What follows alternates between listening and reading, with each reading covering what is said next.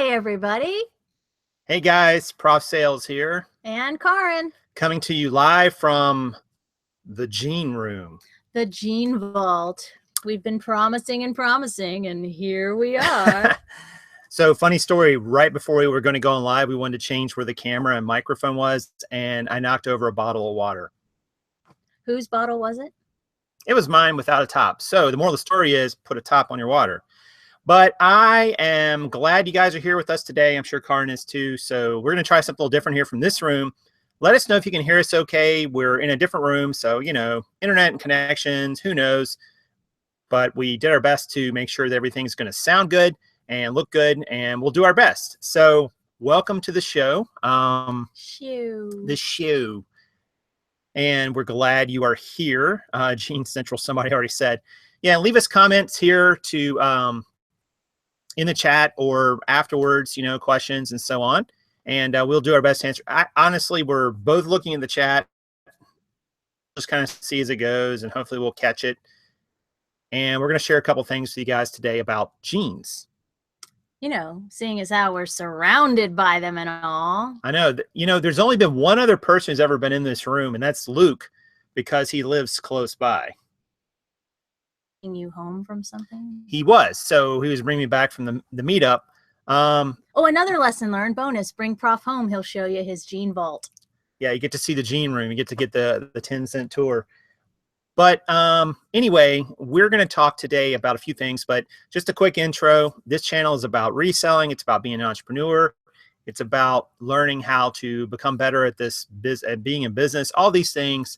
And I focus a lot on eBay and Amazon and Craigslist and local groups, buying and selling and so on. So this should be interesting to kind of talk to people about the bread and butter. The bread and butter. Karin didn't like jeans when we started selling them, just to give you context.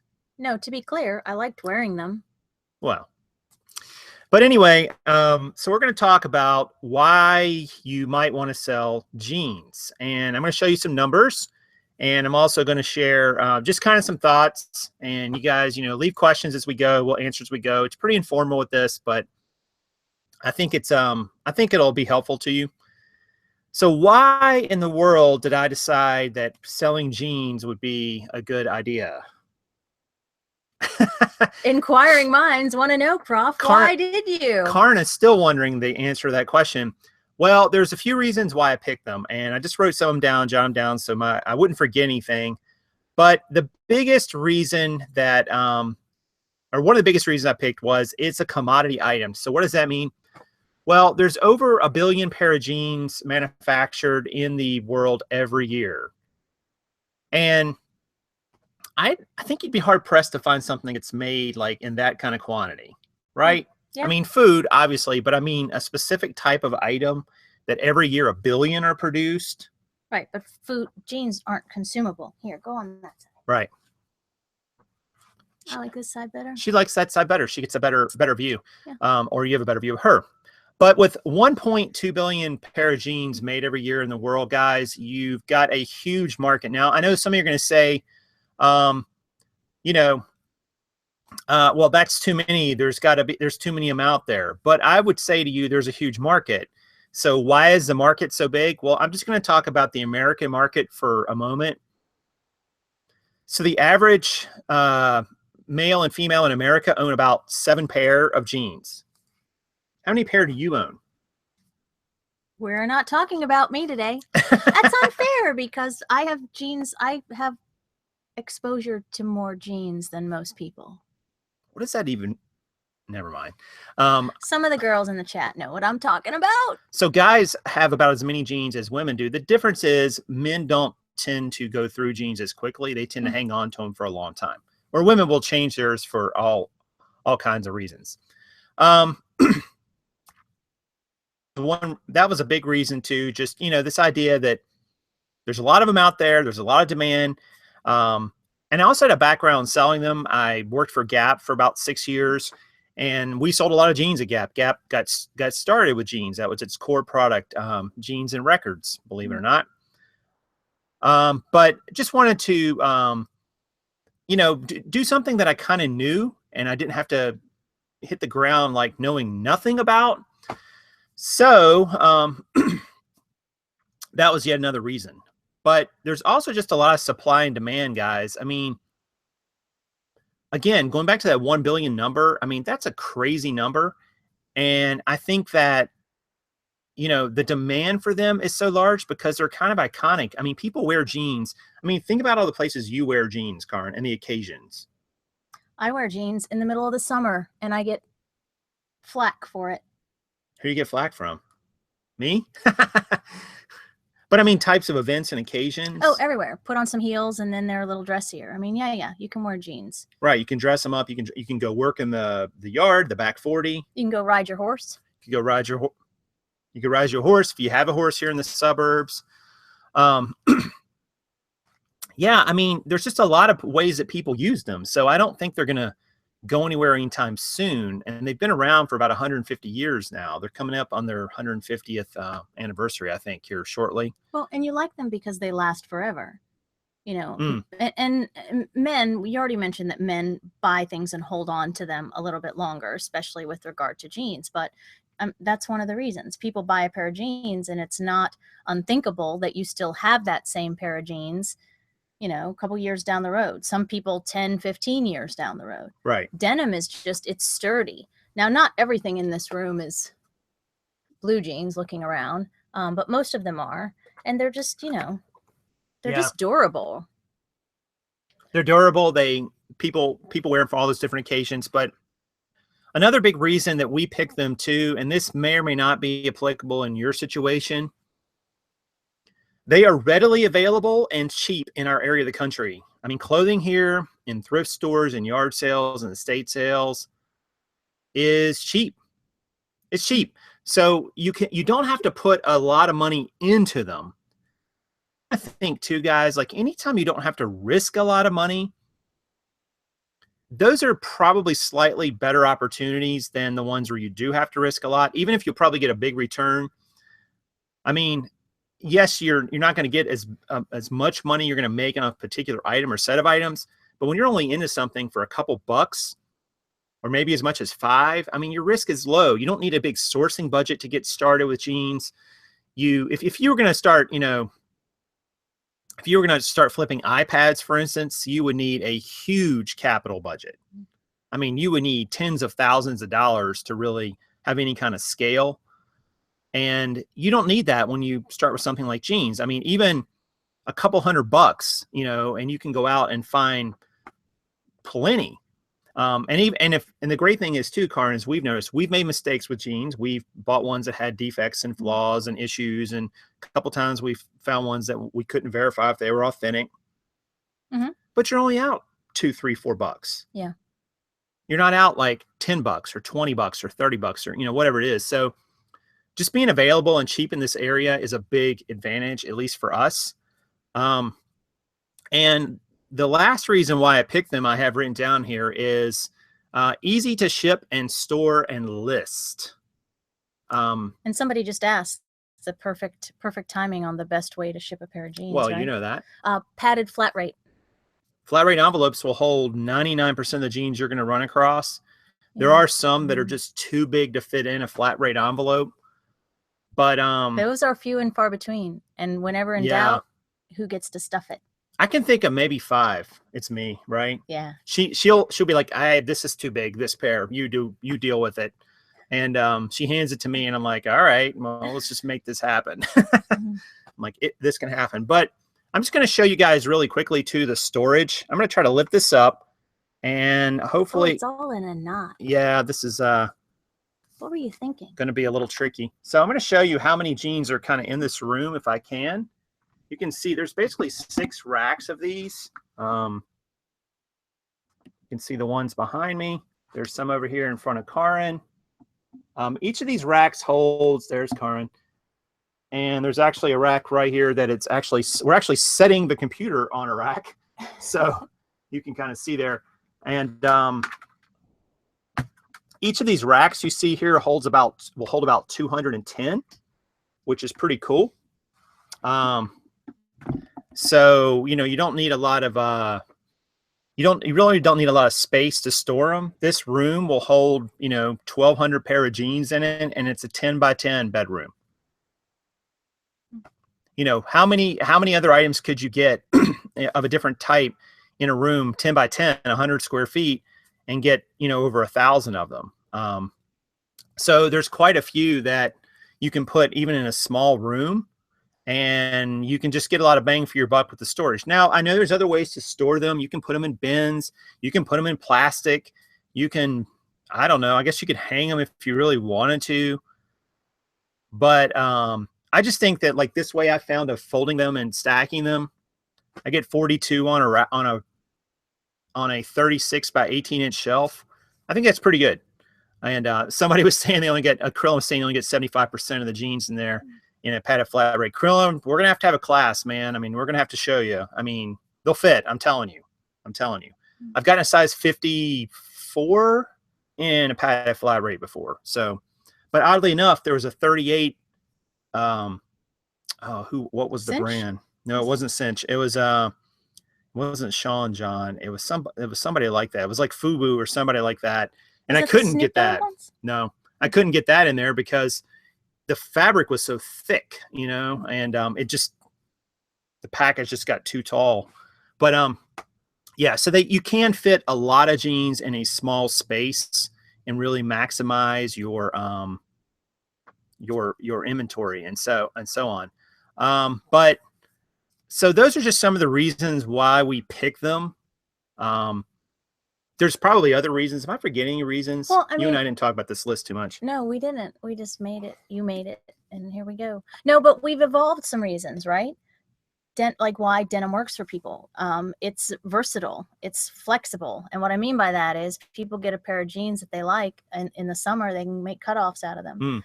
We've also, there's people that buy, we haven't actually sold them this way, but they buy the denim swatches to make quilts or other things out of them. Right. I mean, denim is it's timeless, and it's, you can use it for all sorts of things. Yeah, so. Agreed. I mean, there's just so many things you can do with them. So it's for all those reasons. Now, I'm going to say you're not going to make like $50 on a pair of jeans usually or something, You're not going to make like tremendous numbers on them. If you make $20 net profit on a pair of jeans, that's really good. I mean, that's really good. $10 is a fair average to shoot for on the bread and butter jeans. And then if you've got some that are a little bit higher price point, you might look around 15. But anytime you can hit a $20 net on them, that's really good. And there are pre-owned jeans out there you can absolutely make $20 on.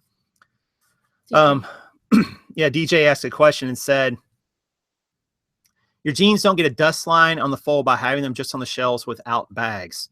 No. We keep the door closed. The room is ventilated. Yep. And we vacuum and clean like we would normally the rest of the house. Really, the bigger concern for us was that you can't really see it because we've got it covered now, but there are blinds, horizontal blinds on the windows, and more often than not, when anything sits near a window for a long period of time, you risk the what's it called, the UV stripes. Yeah. And the sun will actually fade or burn a pattern into, and that's why when you're outsourcing, one of your quality control checklist items should be to look for that. And you'll always know if a pair of pants, jeans, whatever has been folded and in the same spot for a long period of time, because there'll be a lighter strip, like usually along the thigh and just below the knee. So here, what we've done here, we didn't get the total blackout curtain, but we've put a dark blue, a navy blue sheet over the blinds, and that's taken care of it. I mean, I would suppose if it stayed for years, it would probably it wouldn't work. Yeah. And that's a good thing to use for any clothing. Yes. Because any clothing, guys, that gets the sunlight hitting it through a window will get faded. I mean, the sun, and it can even come through that sometimes. So you want to do everything you can to keep sunlight from coming through and hitting your items. And it's not just clothing, it's anything. Paper can be adversely affected, fabric, carpet, I mean, anything. So just be conscious of that in any sort of long-term storage space that you have, that it can also not only dust and critters, but also another environmental thing to consider is that the sun comes through and it'll change it. Yeah. So definitely always think about that with wherever, environmental, organizational, guys. I mean, it's not just how you organize your inventory. I talked about this, the green room event, but the environment too. I mean, anywhere that you can get, if you're doing clothing, if moths can get into it, if the sun can get through, moisture, you can get mold. I mean, anything like that you want to avoid, obviously. So if you do end up using a spare bedroom for inventory, block out the window. Even if you don't think it's directly hitting something, it might be at certain times of the day, depending on the way the sun's moving, and even certain seasons of the year. I mean, the sun obviously, is higher and lower in the sky, different parts of the year. So, definitely do something like that where you can block out the sun the best you can. Just make sure you don't get any damage to your inventory. Speaking of damage to your inventory, another question that we get asked a lot is why we just stack them open on the shelf like this. With shoes, we had originally boxed them when we were stacking them on the shelves, and we did away with that because, again, moisture, bad, so we took them out of the boxes. Same thing with the jeans, except I'll take it a step further. We don't want to close them off into a bag just in case it does have any moisture or foreign something, or even, heaven forbid, a bug we missed or whatever. But enough times it occurs, enough that we need to take an additional photograph or we need to take an additional measurement. So that's creating more work for us. So there's actually great thought has been put into how they're stacked on these shelves. There are maximum, you changed it. It's now maximum 9 or seven a stack. Yeah. All right. So, and they're folded in thirds, and ideally we'll take off. I'm probably jumping ahead, but ideally, and it's alligator clipped on. This is the inventory tag, but ideally this is ready to go into that priority flat mail. Yep. It could go just like that. Envelope.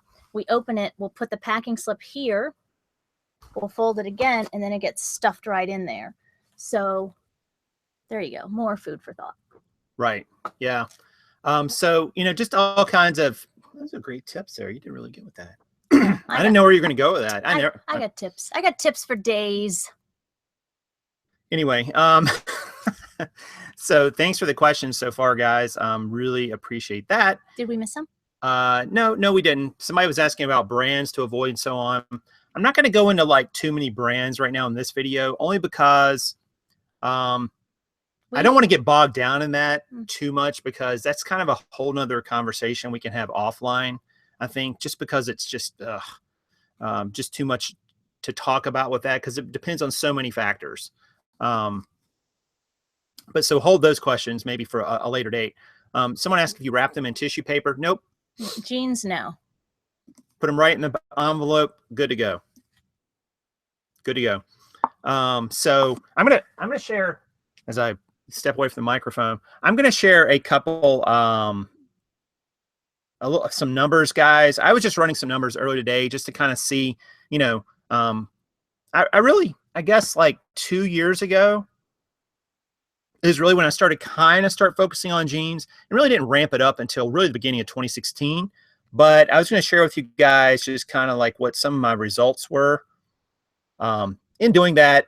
And I don't know if these are great or not. Now, the summertime is not a great time to sell jeans in general. So you're not going to get huge sell through in the summer. But it's a great time to talk about it and do inventory. Yeah, we'll talk about that. So this is my current inventory spreadsheet, guys. And I want to show you these two numbers that are right up here. I'm going to make this a little bit bigger so you can see this a little bit better. So you see this number right here. This is actually the number of jeans that I have listed since I really started listing these. I really started like in the late spring, early summer of 2015. So just a bit over 2 years. So I've listed about 3,800 pairs since then and sold 2,921. So, 3,000 jeans in, is that a lot? Is it a little? I don't know. It's not a super huge number. I'm not going to sit here and say it's tremendous, but there's been periods of time when we have not focused on jeans, really. There's been several periods of time like that. Even last summer, I was thinking about, man, I was doing a lot of Amazon business last summer and not really focusing on jeans at all. So for about 2 to 2.5 months of the year, we do not focus on jeans. And so, take that for what you will. And that's just because of the seasonality of them. But basically, you can see like all these that are highlighted green, these are all sales. And you can see it's kind of fun sometimes, guys, to do this. Like if you've got your sales highlighted on your spreadsheet, just go through and just see where you've been. All jeans that have sold over the last 2 years or so. And I do this, it's just kind of a fun exercise to do, just to remind yourself that, hey, you've made some great progress. You've done well. You still got far to go, but you can celebrate some of what you've done. And you just like the mega scroll. I just like scrolling down through them all, seeing all those sales, right? That's a lot of sales. And tell the truth, you also use those to do prof analytics, right? I do. So, but anyway, I just want to share that with you guys, just to kind of show you where we've been at. So, sold about 3,000 pair in the last 2 years. Haven't been selling jeans for about 5.5, 6 of those months, just because of seasonality. It's really over about 18 months or so. I mean, they're good results. They could definitely be better. But I would just say, guys, I have learned a tremendous amount in those last 2 years just doing this. And I've learned a lot of things not to do. I've learned quite a few things to do. But I do like about jeans, Karin, that there's so many brands and so many opportunities. Like, you always keep learning. You always see new stuff. Like, how many times do we go out and we find a brand new brand we've never seen? Almost every time. It's like every time. Whether or not we buy it is another story, but yeah, we're always learning. Yeah. And some of the questions are interesting to me. Aw, look at that. Tanya. Thank you very much. Tanya. That's so sweet. Nice super chat. Wow. That was terrific. Okay, I can the best. bye. I'm through. No, but some of the questions that come up, it always intrigues me that, some people will say, oh, buy larger sizes. And then they have all these psychology theories about why larger sized people don't go out to the store to buy pants, or, oh no, buy smaller sizes. They sell better. The truth is, all of them sell. They all sell eventually, right? They do. And we found that we kind of got sucked into that a little bit too at one point of our evolution. But we get them. If it's a brand that is tried and true based on that you guys got to just participate in, we get them, longer. I can't even say like longer ones do better. I guess they do, but so do shorter ones. I mean, and it's relative. It's relative to how much you're paying for them. There's brands. If we can get a brand for $1, like we go to Columbia and hit our dollar sale days on clearance, there's brands and fits and sizes we would get there we wouldn't buy here in Charlotte for $5. I mean, that's $4 more profit. I mean, that doesn't sound like a lot, but if you multiply that $4 over 3,000 pairs sold, it's 12 grand. So it's not an inconsequential amount of money when you start thinking about, well, I can buy these for $5 or I can buy them for $1. You definitely can get a little more choosy when, you start hitting that higher price point. We do agree that anything in men's, because you guys just don't, men's hold on does to tend things. to do a bit better overall. I mean, I think that's the only sort of generalization I would make for size or sex or whatever. Right. Is that, when you go to the men's section, like on half off Salvation Army Day, those are usually some pretty cool home runs. Oh, yeah. Yeah. And somebody asked, when you're shopping, do you only get the brand new ones or the ones that are gently used? And that's a good question. That's from Kevin. Technically, aren't they all gently used? So we buy like almost anything. If the price is right, we will get if it's new with tags.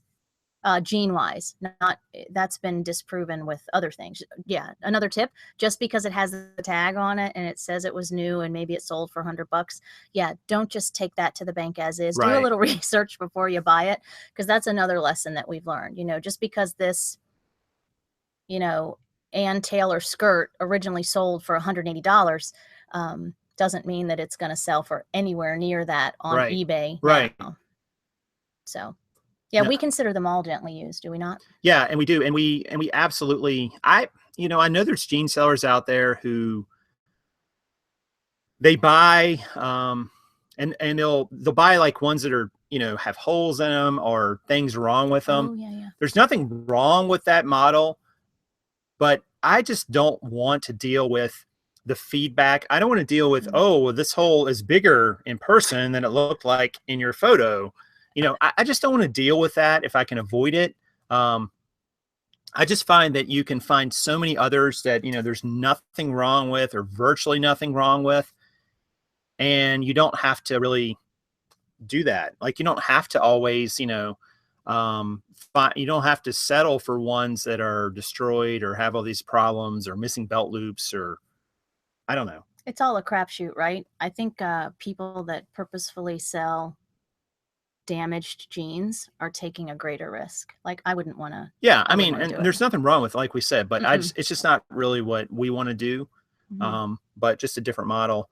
Well, and degrees of distressedness are subjective as well, are they not? Like, oh yeah, we had these sweet pair of men's Luckies, and again, it speaks to not only do you demonstrate what's up with the pants in your pictures, but you have to use your words as well.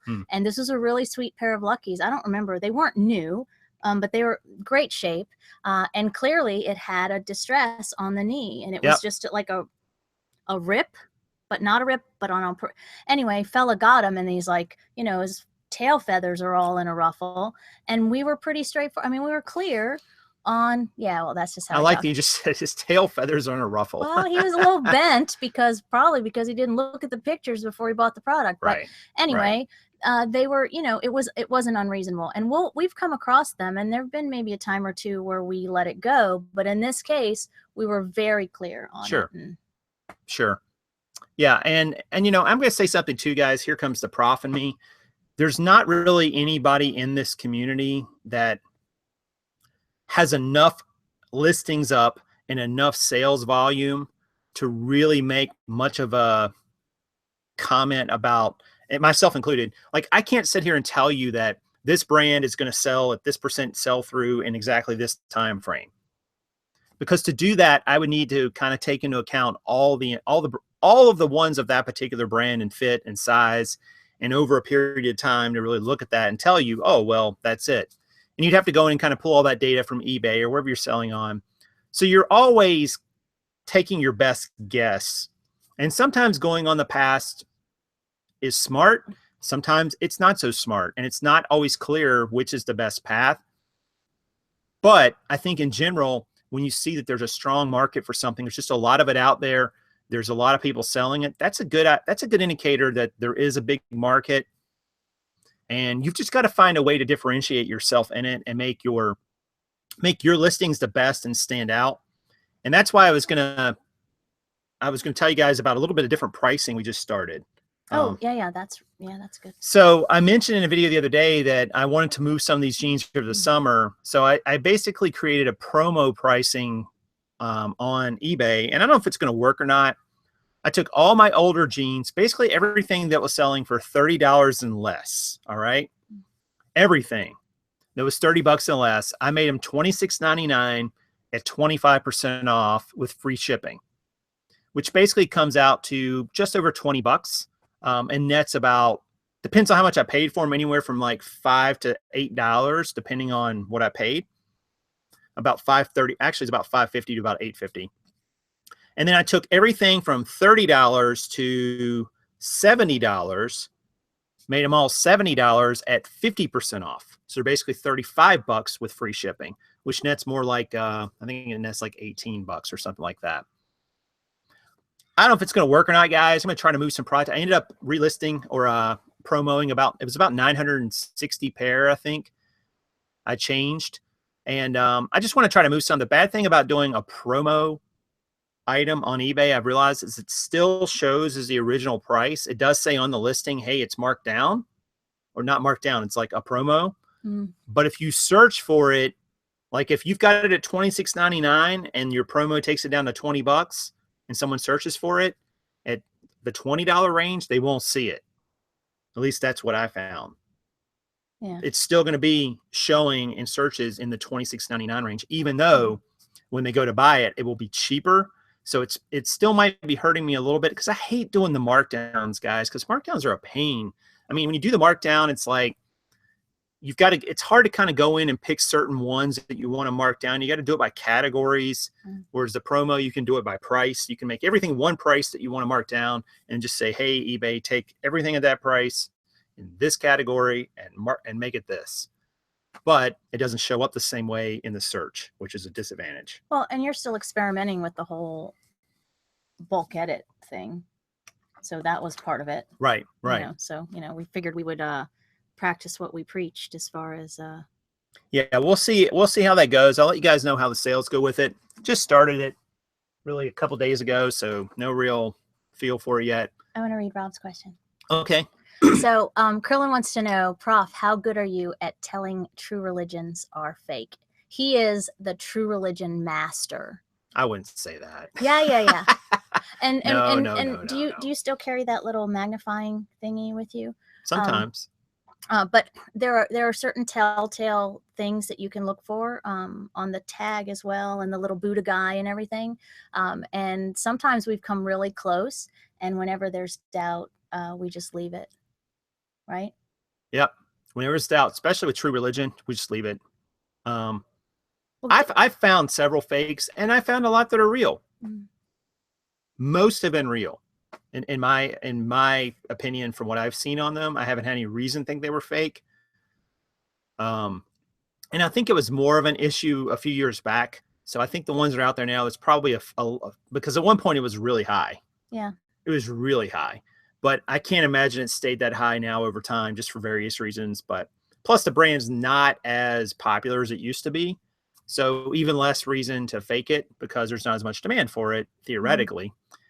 As Rob pointed out, Mark pointed out, they file for bankruptcy, but it doesn't sound like they're going out of business. They're just going to reorganize. So we'll see how that goes. DJ said, do you charge shipping, a different shipping amount? Like the bigger the pant, the bigger the shipping? No. If it fits, it ships, no matter the size. If it'll go in that PFRE, we send it. Yeah. I mean, I don't think you need to do that. I think that I think you just should charge the same, guys. Like, not because of like what it's going to cost. Like, well, first of all, pad flat rate is going to cost you the same, no matter if it fits, it ships, right? But even if it doesn't, like if you can standardize your shipping for an item like jeans, which you can largely with flat rates, you're going to pay the same amount every time for shipping. It's going to cost you the same amount. So just factor that in your pricing. That's what I would do. Yeah. That's what we do. I mean, we know it's going to cost us $6.30 to ship to anywhere in the United States. Well, really anywhere, because we use global shipping. So then it goes to Kentucky and they send it overseas if it's an overseas sale. So why not just do that? Yeah, Scott, sorry about that. PFRE, padded flat rate envelope. You order them directly through USPS, and they'll send you a box of 50 for free. Don't go reselling without them. We love them. Yeah, we like doing it. Krillin wants me to watch his True haul. Yeah, I'll have to check that out, Krillin. I haven't seen it. Taking the back button off and putting on another pair. We don't mess with buttons. Is True Religion the one one of them will send you buttons? Who's the brand that'll send you buttons? We haven't done it before. Is it Buckle? Oh, somebody. Silver. Might be Silver. I can't remember. One of the companies, and I don't suppose they would like that we're putting it out there into the universe. But anyway, one of the companies, if you're missing a button, you just call them up, email them or whatever, and they'll send you a replacement button. We don't mess with buttons, especially moving one from a back pocket to a front pocket. No way, Jose. Because think about if it's a women's pair of jeans. We talk a lot about women are buying for that. How do I say it? So we want our butts to look good in said denim. So I would not mess with the back of the jean. I just wouldn't. And for that same reason, if they don't have all the sequins or if the thread count is off or the pattern is marred. Well, I mean, I think in too, sometimes depending on how the button is attached, you may be able to kind of make it look right. But it technically isn't. If it matches, here's the weird thing. Like, it's going to look a little different than the other buttons. So somebody's got a good eye is going to see that and say, hey, this is like the same button. So you'd have to kind of disclose it, really. I don't know. Is that really a big deal? Probably not. I mean, you could do it. We just try not to get involved with that. Like, I don't know, guys. I mean, I just really want to get an item and be able to sell it right away. I don't want to have to do a whole lot of work to it unless I can justify the work we put in terms of what we get back out on the backside for profit. Like shoes is a little different. You make a higher profit on it. Mm-hmm. So putting 5 minutes into cleaning a pair is not a big deal. Putting 5 or 10 minutes into cleaning or fixing a pair of jeans, unless it goes for a good amount, that's a little trickier, I think. Yeah. So that's just kind of my thought on that. Yeah, and we're to a point now where we're catching most of them with our initial quality control in the store. So they're not, thank heaven, they're not making it home. So thanks for the questions coming in, guys, by the way. And thanks for 102 people who are watching. Woot, woot. Whoa, jeans are hot. And what should they do? Well, if you're not a subscriber, consider subscribing because I'm on the show a lot and I'm a lot of fun. Like said video that we're on, there's a little likey like button down there below. You could just smash it. There you go. With the pirate. What jeans do you feel that maybe the hottest brands to sell are prepared to sell in fourth quarter? I don't think there's any one particular brand, Ron, in the fourth quarter. And I would even say a little earlier in the fourth quarter. It's more like September when sales really start to pick up a bit for jeans. And school's about to start. Don't forget, everything should start to feel the lift. Yes, late August. You will start seeing that as well. People get back and they're like, oh, I got to buy clothes to go back to school. And believe it or not, a lot of people buy their clothes off of eBay because they don't want to go searching for them in a thrift store. And they might not find them. That's the problem. Like even when I look for the jeans that I like to wear, and I go to a lot of thrift stores, I don't find them that often in the exact fit, like the Luckies I like. I know. I don't find them that often, or the size, or the color, or that I want. So eBay's there to solve that problem. So you got to take advantage of it. This was great timing. What time of year do jeans sales pick up? Okay, we kind of talked about that. Cool. Do you wash them before selling? Occasionally. And only if it's a brand that's a little bit higher and it's got a stain or something that we missed in quality control that we feel like we can get out. Yeah, if it's yucky, dirty, catty, stinky, it ain't coming home. Right. We won't bring it home in the first place. So no, but we will on occasion give a little extra TLC. Like we have a pair of Miss Me's right now that are kind of in the laboratory, so to speak. And we use a go-to for us is Grandma's secret stain remover. Tiffany gave us that hint. And we use that on shoes. We use it on clothing. It just works on everything. Right. And yeah, it just really depends on the brand, like Karin said. And if you don't want to bring it home if it's got too much of an issue in the first place. Guys, there's no guarantee you're going to be able to get a stain out sometimes. I mean, sometimes you can tell, but other times it's like, I don't know about that. And then you've got this pair, you've put the money into them and the time, and you still don't have them sellable. And whatever sellable means to you. So we just try to avoid that. One of the great reseller debates: to wash or not to wash, to steam or not to steam, to iron. Don't iron jeans, people. Most people, no. That's the one thing I can. Do people iron their jeans? Some people iron them, and as a thing. I don't even mean to sell them. It's a thing to give it that crisp. Just don't do it, because you never know who's getting it on the other end. So we just don't mess. The more pliable and just natural the jeans are, the better. I think what we're trying to say is don't add more money on top of more time, more effort, more resources on top of what you've already paid for those jeans if you don't have to. Right. We're not saying sell a below average or subpar product, but just think about it. Where are you going to put your efforts here? You've already gotten the pair of jeans. Put it out there. Don't spend, because your washing machine, your water, your soap, all that stuff, and especially the ironing. Like I have no patience for. We don't wear anything in this house if you have to iron it. Just don't do it. Think about with all these items you buy, guys, jeans or whatever. if you have to put this extra service into them, ironing, washing, whatever, think if you had to go pay somebody to do that, how much it would cost you. And then would you still buy the item and spend that money? If yes, great, go ahead and do it.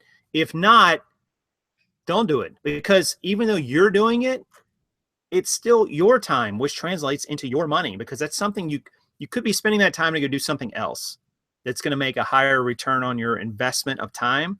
So, you know, don't do it yourself either if you're not going to get enough bang for your buck. And especially I see people doing that with like cheap items sometimes, like, hey, here's this shirt I'm going to sell for $12 with free shipping, and I'm going to iron it and wash it. And I'm going, and love it and pet it and squeeze it and hold it. I'm going, man, that's a lot of energy and time to put into an item that you're really not going to get much back out of it. Now, it's different if it's an expensive item and you're making a higher profit, but just for something that cheap, I just don't think it's really worth it. A $5 t-shirt that's going to go first class, so we're going to change it up on you a little bit. Is it important that you take good pictures and put it out into the universe as beautifully as possible? Sure. Yes. But always salt and pepper that, counterweigh that with what the amount of time you're spending on it and what you're going to make. So, and I love the chat because I'm surrounded by my people. Like somebody said, what's an iron? I love it. I don't iron any of my clothes. You know, I have an iron. It's called the dryer. Yeah, pretty much. Just so anyway. Yeah, take it out when it's like, don't let your clothes sit in the dryer for 5 hours. Take the stuff out and hang it up right away. Yeah. Gangsta's gonna gangst, right? I just made that up. That could be a shirt. It's a t-shirt. All right, a couple other topics really quickly here too, guys. The reseller rehab, I mentioned this last night on the show, but it starts in 1 week from today, 8 o'clock Eastern Standard Time. So set your clocks. We're going to have one of our very own, I guess, frequent chatters, frequent contributors, frequent people. I don't know what I'm searching for here. Sister from another mister. Who's going to be on the show. That was unexpected. Who's going to be on the show with another, with me and 2 other resellers, and we're going to be dissecting her business and giving her actionable steps, kind of getting at the root of the issues and the questions she has. And these are going to be like a little bit higher level stuff, guys. It's not going to be like, oh, I don't know how to list something on eBay. It's going to be more like, all right, well, how do I transition from this to this or do that? And things a little bit bigger. But I think you guys are going to get a lot of value of it. There's going to be Q&A for everybody as well. I think it's going to be an awesome show. We're really looking forward to it. And if you're interested in being a part of that, I'm still taking applications. I've got about 7 people, I think, so far who've messaged me about coming on that show. Coming on the Reseller Rehab, you will need a camera and a microphone that work because we need to be able to see you and hear you. It works a lot better that way, it turns out, on the internet.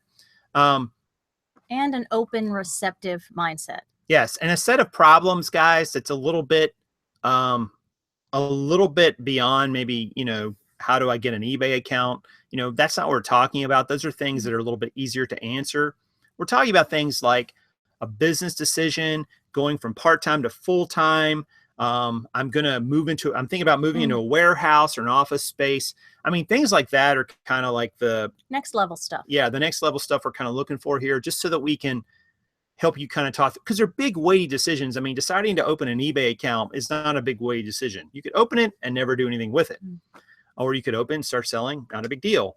But deciding to move into an office space or hire an employee, those are big decisions that have a lot of ramifications to your business and you as your tax situation, all kinds of things. So, so if you're interested in that, email me at profsales44@gmail.com. It's in the description of this video along with some other links, but email me there and we'll see if we can get you on the show. We're trying to do them every other week. I don't think we're going to be able to do them every week just because of scheduling, but we really want to do it about every other week and, you know, plan it out over the next, you know, several months, a couple in August, a couple in September, and so on and so on. So anyway, do you have a video on pictures? Do we have a video on pictures? Like taking pictures of jeans, Scott? We got videos for days, Scott. Yes. We have, and then in a eBay 101 series that I did, I talk a couple of times about pictures. We do a whole how to take great pictures set. So hopefully you will find lots of resources in videos past on this channel.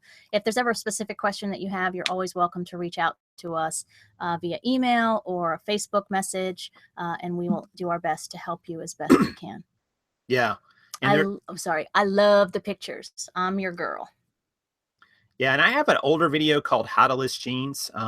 It's a little dated now, I think, but it's still got a lot of great information in it. And I talk about the jean shots in there.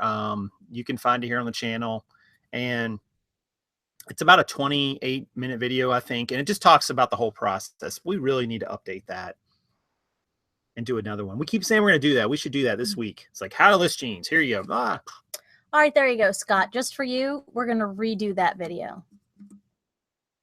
Just for Scott? Yeah, just for Scott. Okay, cool. See, that's what we do. Like, people ask and we deliver. And we sometimes. Yeah, there you go. But yeah, and taking photos of jeans is not hard, but there definitely are a few things to consider, just like there is with any clothing item. As far as slow sales go, Ivory, as some people in the chat were already talking to you about it, it's absolutely a slower period right now for clothing. It's a slower period for a lot of things in the summer because people they get out of school, they go on vacations. They're not necessarily thinking about buying certain things this time of year. But then all of a sudden, school comes back around, and then they start panicking and realizing that Christmas is coming around. And all of a sudden, people get whipped up into this retail frenzy, and they start buying things that they weren't buying just a couple months earlier. There's really no rhyme or reason to it other than just consumer behavior. That's just the way people think. And you're not listing for no reason, Ivory, especially if you're just getting started. Listing helps you get practiced, seasoned, more adept at what you do. And, you know, folks also think that the more you list, the more you sell. Stay with me, of course, right? The more you put out into the universe, the more likely you are to get back. It's a numbers thing, but also steady listing yields steady sales as far as Cassinis and all that stuff is concerned. There's a school of thought for. So there you go. List, list, list. Yeah, and somebody asked me about shoes earlier. I don't think I ever answered it. How many shoe listings? How many shoe listings do you have up at present? We have about 130. I've got about 4 or 5 pair downstairs I need to list right now. And they have been selling. They tend to sell in clumps. It's weird. Like all of a sudden I'll sell 2 or 3 and then I won't sell any for a couple days. It's the weirdest thing, but they're doing well. I am such a newbie with jeans, with shoes that I don't know. I mean, it's just it's a learning curve for sure. And I'm still progressing towards 500 by the end of the year. That's still the idea. And just walk, man. You're good. Walk. You're good. It's not that sensitive. Ben was walking up the steps like in slow motion. It was like he was doing, you know, walking, the running slow-mo man in slow-mo. But yeah, shoes, about 130 right now we have listed. And, you know, I kind of looked at it like these first couple hundred, I'd probably just screw a bunch of stuff up. I mean, honestly, because you don't know what you don't know. You kind of got to get in there and get your feet wet. Fortunately, I've bought fairly cheap, $5 and down for the most part. So I'm not in a great, I haven't spent a tremendous amount of capital on them, but I'm looking forward to continue that. Actually, I think I'm going to source today. You want to go? All right. Talked her into it. There's an inside joke in there that we're not going to share right now. Smarty pants. There is? Oh, yeah. All right. So yeah, we're gonna go hit him today and see what we can find. Just go out, you know, just a little. Yeah. A little wouldn't hurt. There you go. You know, the answer is probably not at Goodwill, but it wouldn't hurt to look. See, I did like the beach thing there. Yeah. So the answer, my friend, is blowing in the wind. Sorry, when you said that, that's where my brain went. Squirrels? So yes, that's what we've done in. Is it better to relist or sell similar when an item ends? That's a great question because you have been experimenting with that and we've talked a lot about that. So now a month or two into that, what say you, Prof? I don't think it matters. Here's the thing, and I don't know for a fact. The idea is if you sell similar, you are giving, it's like you're telling eBay you're putting a whole new listing up. So it's kind of like you're listing again, even though it's the same item you had before. The downside is you lose watchers, you lose views on that item. And the idea is that you're kind of resetting the Cassini search engine to your listings. I have done Sell Similar many times over the last several months. I've done Relist as well. I've never noticed anything noticeable where Sell Similar helped my sales or Relist helped my sales, nor have I noticed that the items that I did a Sell Similar on sold at any higher rate than the relisted ones. But it's a tiny sample. I mean, it's not a long period of time. I'm not going to sit here and say definitively that it makes a difference or doesn't one way, but I think in my experience so far, I have not seen where it makes a tremendous difference one way or the other. There are others who disagree, but without a long data set to analyze over a long period of time, I don't think you can really know. There's a lot of factors that go into it that have a lot to do with more than just whether you relist or Sell Similar. Experiment with it. Do some of both. You're kind of hedging some bets there. You know, it's not the worst thing in the world. If the Sell Similar does help reset the algorithms for your listings, then great. And if it doesn't, you haven't lost anything. It's still the same process to go in and Sell Similar as it is to relist. Well, and nothing that you ever do is written in stone. Even if you make a big old mistake, you can always cancel the listing and start over again, right? Yeah. You've experimented with free shipping, to free ship or not to free ship.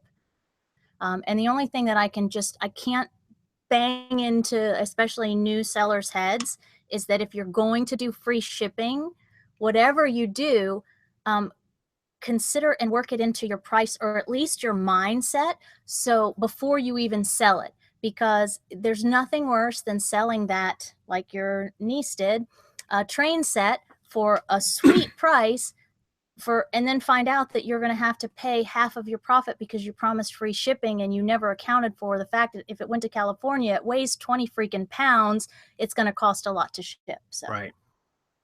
There you go. And Skip pointed out I would have to change my item number on the spreadsheet, which is true because it would technically be a new item, but oh yeah, good point. Doesn't take but 10, 15 seconds, doesn't take too long. I don't know. And you can change something about the item, the listing that may make a difference. I just think that nobody can definitively say one way or the other than eBay if it really has much of an impact, and eBay's not talking. I mean, they offer both options for a reason. So which one is better, however you define better, I don't know. Do that again. Better. So, experiment with both, try both. It's not going to hurt anything, and you're kind of hedging your bets. So did anybody notice that we're standing today? We are standing. So Jason's on this full disclosure, total honesty kick lately. And so that's what we're doing. We're showing you that I am vertically challenged and he is not. So it's hard to get the headroom right when you're different heights. You're welcome, everybody, for sharing this. This is us at the same height. Golly, how do you do this down here? That was fun. We wanted to do it like this. Yeah, Karen wouldn't let me do that. Yeah. Just kidding. It's fine. Maybe one day we will. We'll hold it like at an angle, and all you'll see is like from here up. Yeah, getting them steps in. Hank says yes. The steps. Yeah, that's something we've been doing frequently, guys. And just a quick disclaimer: I know it's not tied into the title of the show, but exercising every day and even doing it together, for the most part, has been pretty good. Depends on who you ask. But anyway, we digress. So treat yourself well. Take good care of yourself. I'm on this 5-week thing, and it's been 2 weeks for me, 1 for you. But we basically get up and we walk for 5 miles early in the morning. And it's in my happy place. It's this greenway that's not too far. We actually drive to it. Because walking around the neighborhood is like hamsters on a wheel for me. So we go to this very beautiful place where we walk, and sometimes we talk and we look at nature and the birds are singing, and one of us will listen to a podcast, and that's okay because we're out there getting our steps, and it's a wonderful way to start the day. Chris, it's so funny you just asked that. He said, how many steps are in 5 miles? Well, there you go. 11,240 prof steps. Oh, see what I did there? Yeah, and we have to put out that disclaimer because his steps are not my steps. Yeah, for some reason, like it doesn't count her steps. It's the weirdest thing. Fitbit, I love Fitbit you. doesn't, yeah. I love my Fitbit, but it doesn't really matter. Like no, it doesn't really matter how many steps you take. What matters is that you get moving. Yep. Like moving is better than sitting or even standing all the time. Like get moving. And you're going to find some value, guys, like starting off the day like that. It kind of de-stresses you a little bit, clears the cobwebs. Mm-hmm. I mean, yeah, you're going to get tired and it's hot. You know, we're lucky we have a greenway near us that's pretty shaded that we can hit. So we don't, you know, overheat too much. But, you know, just get out there and get moving. You're going to find great value to it that goes beyond, you know, reselling. So funny you should ask, Chris. My steps are actually, how many do I have? Like I have on the day 99, 92. And she's walked the same I have. We figured that the Fitbit shorts me. Short, get it? That's me compared to you. Anyway, the Fitbit, what happened? Nothing. We went. Just keep going. So the Fitbit shorts me anywhere from 10 to 20% compared to his steps. And I've moved past it. We've come to an understanding, the Fitbit and I. We're good. Yeah, and it's so weird. And Hank points out, like, she should be getting more steps than me because I have longer legs. But it's just, it makes no sense. But it doesn't matter. We're still going the same distance.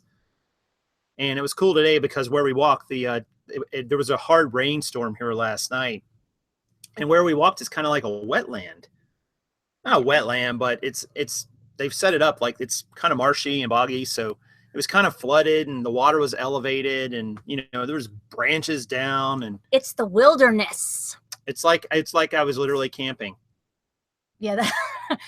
No, which I don't. He doesn't camp, but it was as close to nature that Jason can get. So I'll take it. I get pretty close to nature. I mean, there's rabbits in the front yard. Yeah, don't even get started on the bunnies, the gangsta bunnies that you're all the time having battles with.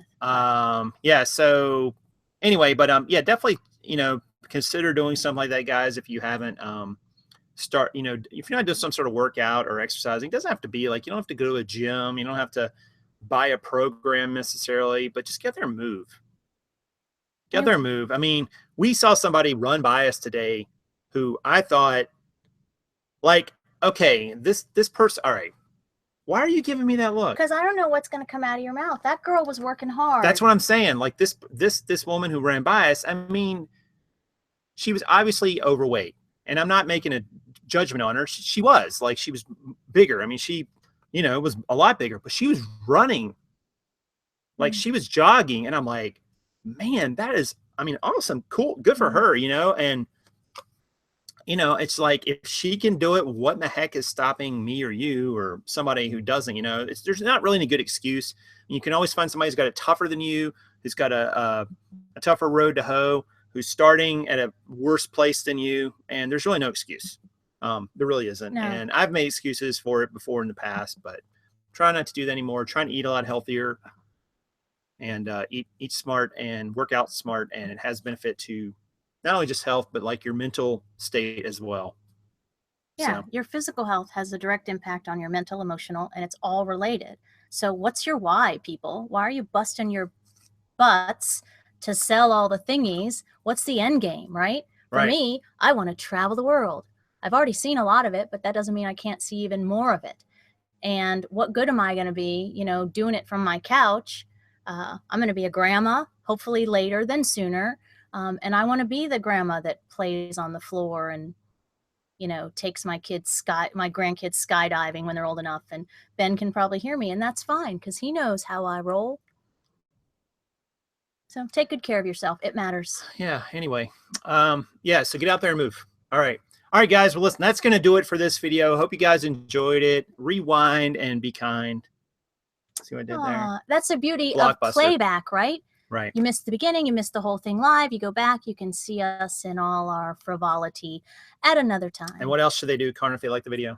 They should subscribe if they're not already subscribed. Come on, people. We do this 3 times plus a week and have a good time every time we do it. You should smash the like button, Eunice. Eunice? Yeah. That was an interesting one. It just came to my mind. It just popped into my head. All right, guys. We'll catch you soon, though. But thanks again for watching. And hope you guys have a great rest of your Monday. Yeah, set it up to be successful, people. It's Monday. You control and make the choice on how the rest of the week's going to go. All right. This is Karin. And Prof Sales saying Good sales to you.